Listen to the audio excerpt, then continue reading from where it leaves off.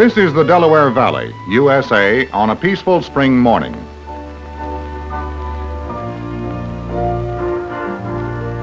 The dogwood is in bloom, and the vivid color of the flowers contrasts strongly with the emerging green of the countryside.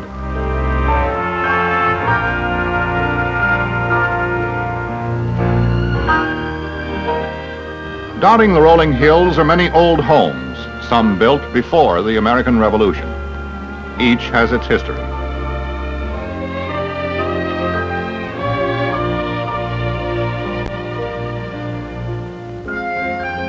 For instance, this one on the New Jersey side of the Delaware, built in the 1700s, the home of early American patriots, the Bray family. It was Daniel Bray who gathered all the boats along this side of the Delaware for the Army during American Crisis Number 1. Many of you have never heard of Daniel Bray, but those who lived in this area knew him and knew well what he and other patriotic Americans did during those critical times in 1776 when our nation was fighting for its freedom. I'd like to tell you about some of those moments of our country's history which Winston Churchill called the most critical of the war. I'm Chet Huntley, and this Bray house is now my home. I'm very proud of this place, not of the house for its own sake, but rather of its association with those events which played such an important role in our national heritage. Many of you have associations with our past through the areas in which you live, or through ancestry, or perhaps some family treasure, such as this book by John Adams, one of my forebears. Whatever the association, we can be proud of our heritage and those men who made it possible. They believed in the American cause for freedom, and they were willing to fight for it. This is the Delaware Valley as it looks today in a snowy December. Here in the area of Washington Crossing State Park, Pennsylvania, is the same valley along the Delaware River where that small body of men and their commander, General George Washington, showed such great courage and determination during December 1776. Their effort and sacrifice marked our history and our heritage. Oh, the hearth is the heart of a home that it is. The hearth is the heart of a home. No matter how far you may travel, or where in the world you may be, your heart stays at home by the hearthside, and the glow of its embers you'll see. Oh, the hearth is the heart of a home. From a vantage point, Bowman's Hill, highest point on the Pennsylvania side of the Delaware, one may look across the river into New Jersey, as Washington's sentries did in 1776, and down into the area of Washington Crossing State Park, Pennsylvania, the Bowman's Hill Wildflower Preserve, the Nature Education Center, Penn's Woods, the graves of some of our first unknown soldiers, and the Thompson-Neely House, today known as the House of Decision. Its oldest section, built in 1702, is now an authentically furnished museum of national renown. The house brings to life the December days when important staff conferences were held here. 4 miles to the south is the spot where Washington and his small but gallant army of Continental soldiers made the crossing of the Delaware on Christmas night, 1776. From here was launched the attack on the Hessians in Trenton that turned the tide of the American Revolution. A statue of Washington, erected by the Patriotic Order Sons of America, also marks the historic site. Close by, a memorial flagstaff stands at the entrance to the area where the troops assembled before the crossing. Today, the point of embarkation is memorialized by a modified colonial building that has become a national shrine. Its architectural design is that of a keystone, signifying the important role that Pennsylvania played both in the founding of the nation and in American Crisis Number 1. In front of the building lies the reflection pool, ringed with the flags of the original 13 colonies and the Betsy Ross flag. To this memorial building in the park come people from all walks of life and from every state and many foreign countries. The most important visitors are the school children. They come to learn more about their inspiring national heritage and to understand better Washington, the man, who was in spirit and in fact the father of his country. His spirit of determination remains equally important today. Within the memorial building is the David Library of the American Revolution and a spacious 400-seat auditorium. On exhibit is the famous painting, Washington Crossing the Delaware, by Emanuel Leutze, on loan from the Metropolitan Museum of Art in New York City. Patriots of today understand the message of the patriots of yesterday, depicted in the 21 by 12-foot canvas.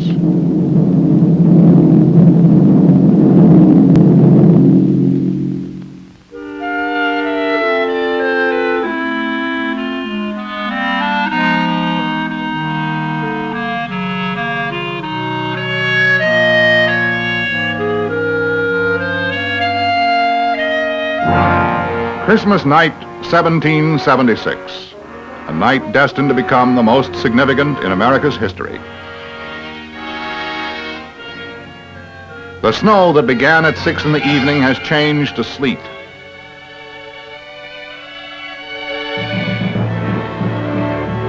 The wind has shifted to the northeast and lashes the faces of the men. They huddle in the boats, trying to hold on to their tricorns and headgear against the bitter wind.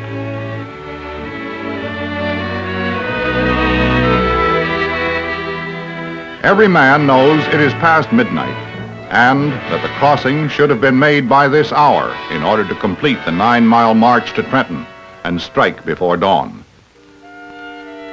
Boats, all types, stretch as far as the eye can see. Field cannon had been loaded into the Durhams, boats built for carrying iron ore downriver. Their narrow bows and sterns made loading extremely difficult. Frightened and bewildered horses were led aboard rafts amid snow and sleeting wind.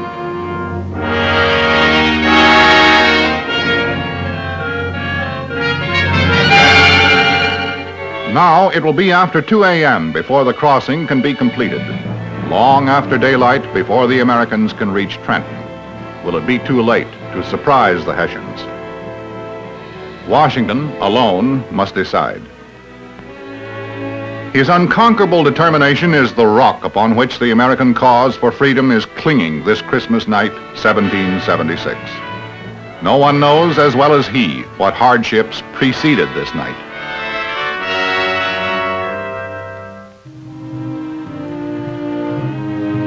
The long retreat through the Jerseys during the months prior to this crossing has meant untold suffering for the men. Many are ill. All are cold and hungry. By January 1st, only days away, most enlistments will be up. There will be but few recruits for a losing army.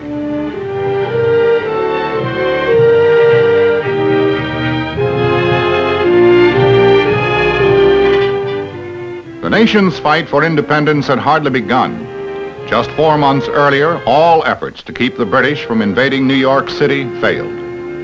On August 27th, the disastrous Battle of Long Island had taken place. Only by skillful withdrawal could Washington keep his regiments from being wiped out by the British Army. Under cover of fog and darkness, a beaten Continental Army crossed the East River to Manhattan, turned north to Fort Washington, which fell by mid-November with its garrison of more than 2,000 men, now prisoners of war. Those who escaped surrender fell back, their ranks dwindling, supplies exhausted. A few days later, Cornwallis crossed the Hudson in pursuit of the Americans, climbed the Palisades, and almost succeeded in capturing Fort Lee. In 3 months, Washington had lost some 5,000 men and great quantities of supplies and equipment. Since the day America declared her freedom, the young nation had suffered only a series of defeats. The retreating remnants of the Continental Army straggle southward toward Brunswick.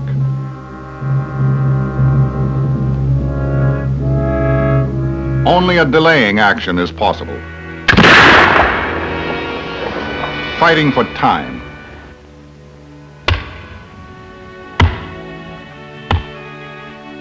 Desperately, the rear guard of the weary troops does everything humanly possible to block and delay the pursuing British. Felling trees,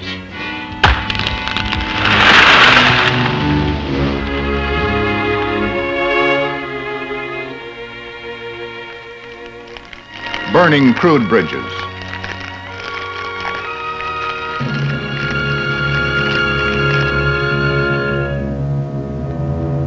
with the redcoats on their heels, the colonials push southward, continuing the retreat. By late November, the commander-in-chief reaches Brunswick. Here for a few days, he'll be given the opportunity to pause, to regroup, and to make future plans.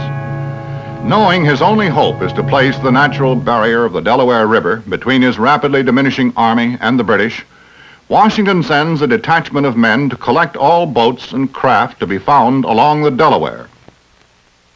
This advanced planning will enable him to transport his army across the river to safety, secure the boats on the west bank, and thereby prevent them from falling into the enemy's hands.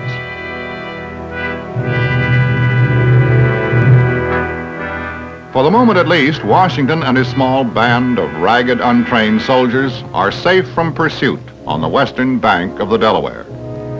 Those remaining with their commander-in-chief prepare to march northward along the river. The men suffer intensely from the cold and bitter wind.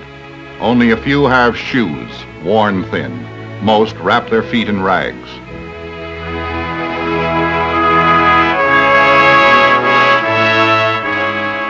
These shivering men, some little more than boys, have a courage and tenacity not understood by the British. They have an ideal and a cause, both embodied in the banners they bear proudly.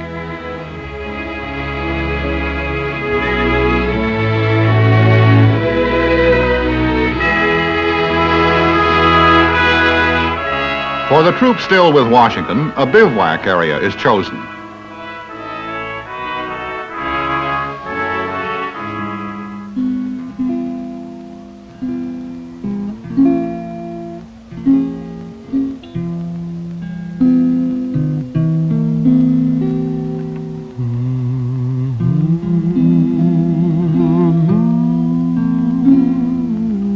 Here, in the shadow of Bowman's Hill, along Pidcock Creek, the Continental Army makes camp.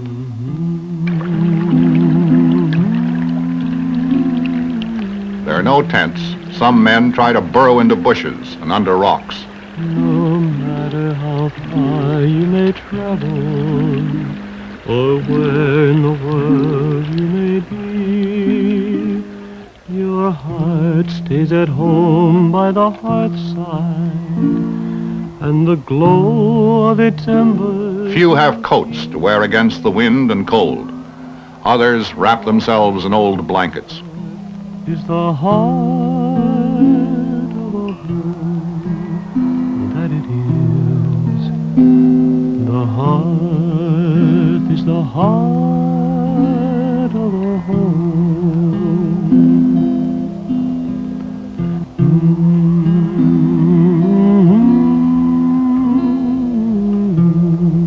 There is little food. The hungry, freezing soldiers exist on meager rations, trapping wild game in the area, or even eating the raw flour from the Thompson-Neely mill near their camp. A short distance away stands the Thompson-Neely house.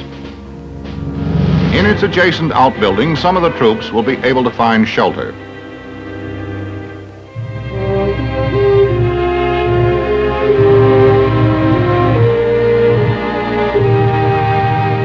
The house itself will serve as river headquarters because of its proximity to the high ground of Bowman's Hill. Inside, Mrs. Neely and her children must prepare to move out and spend the next few weeks in a neighbor's house nearby. All is in readiness for the arrival of the expected American officers. To General Lord Sterling, Washington has assigned the difficult task of defending the river front. Because of his familiarity with the valley as Surveyor General for the colony of New Jersey, he recognizes the advantage of the hill nearby. Sentries will be posted to observe any activity on the Jersey side of the Delaware and any signs that the enemy may be making an attempt to cross and attack the American camp.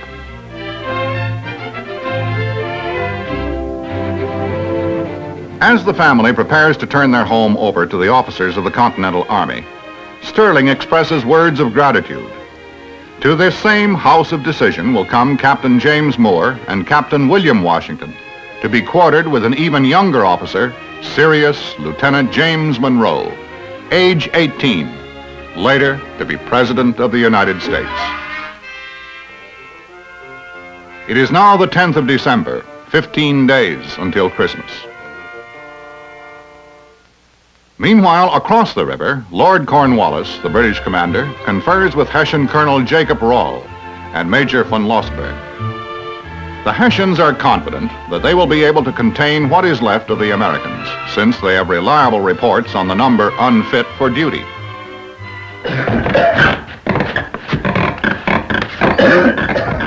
Already the rigors of the bitter winter are taking their toll, and the Thompson-Neely House must serve as hospital as well as headquarters. Each day, more men are coming down with camp fever or pneumonia.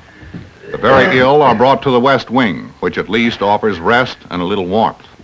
Medical supplies are pitifully low. Doctors are few. Several men will never leave this room alive.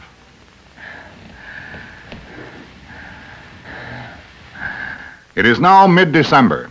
Colonel, inform the staff that I'm moving my headquarters up the river to the area near Bowman's Hill. Very good, sir. The next few days will be critical ones. In the Bowman's Hill bivouac areas, there is continued suffering. More snow has fallen, temperatures have dropped. Soon the river may freeze, enabling the Hessians to march across and attack. Washington arrives at the Thompson-Neely House to confer with selected members of his staff. American crisis number 1 is upon him. The tension in the American camp contrasts sharply with Rahl's headquarters in Trenton. Thank you, Colonel Rahl. It was charming. Danke, my dear. And do not worry about the rabble across the river. They cannot reach us here. Entertained by Tory aristocracy, the well-to-do of Trenton, the British, represented by Hessian officers, relax. But for the Americans, time is running out. The summer soldiers are deserting. More and more men are unfit for duty. Tom Paine's pamphlet, The American Crisis, is ordered read. These are the times that try men's souls. It is Monday morning, the 23rd of December.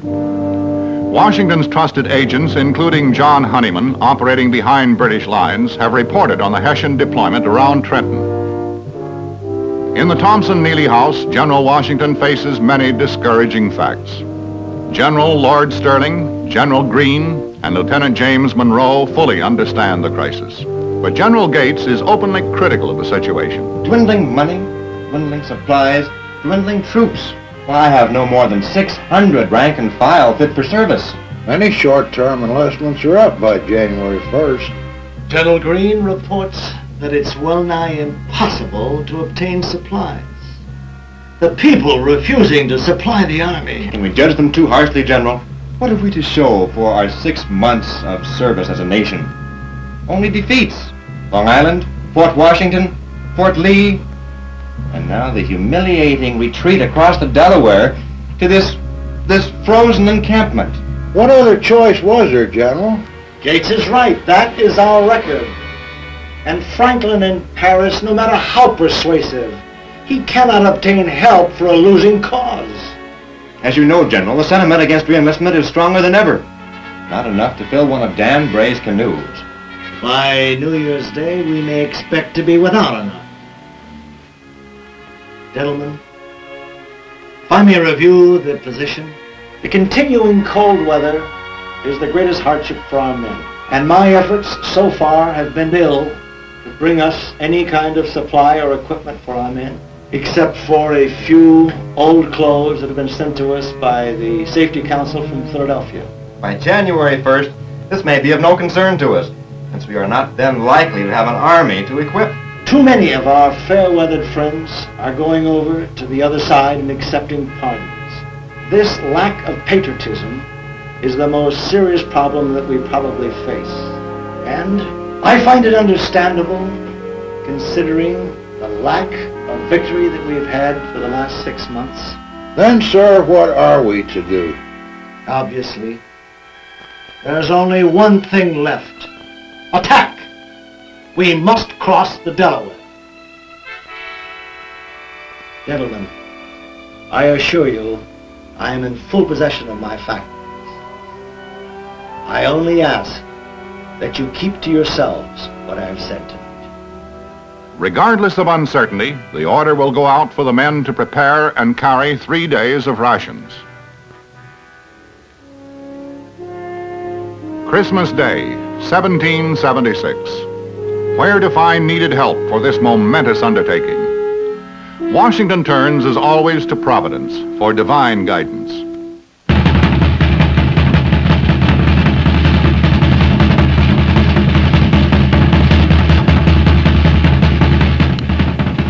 At 4:30 in the afternoon, it is bitterly cold. The troops fall out for a final muster. 2,388 men stand shivering as they await orders from their officers. The wind is raw and cuts through their ragged clothing.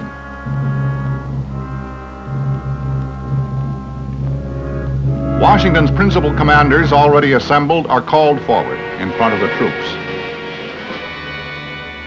Washington gives his final decision: to take the offensive on Christmas night, regardless of the weather, to cross the Delaware under cover of darkness, to attack the Hessians at dawn in Trenton. It is an agonizing moment. Some commanders had thought the weather would make this desperate maneuver impossible. At least one, Washington's trusted friend Sterling, shows approval as well as determination.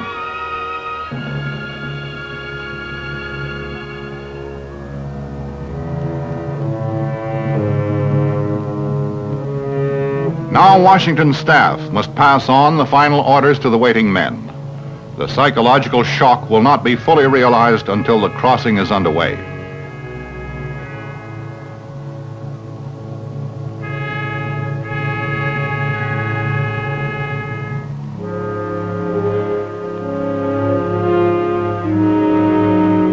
As darkness falls, instead of returning to quarters, the men march downriver to the point of embarkation.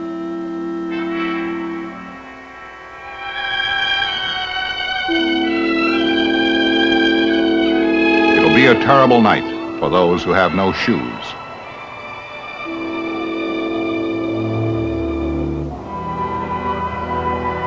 The wind is northeast, raw. A snowstorm is setting in.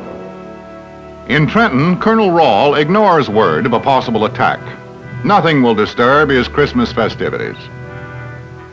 On the Pennsylvania side at McConkey's Ferry, Washington waits at the inn, where he continues to receive discouraging reports. By 6 p.m., he learns that downriver plans are going awry. This word I await eagerly.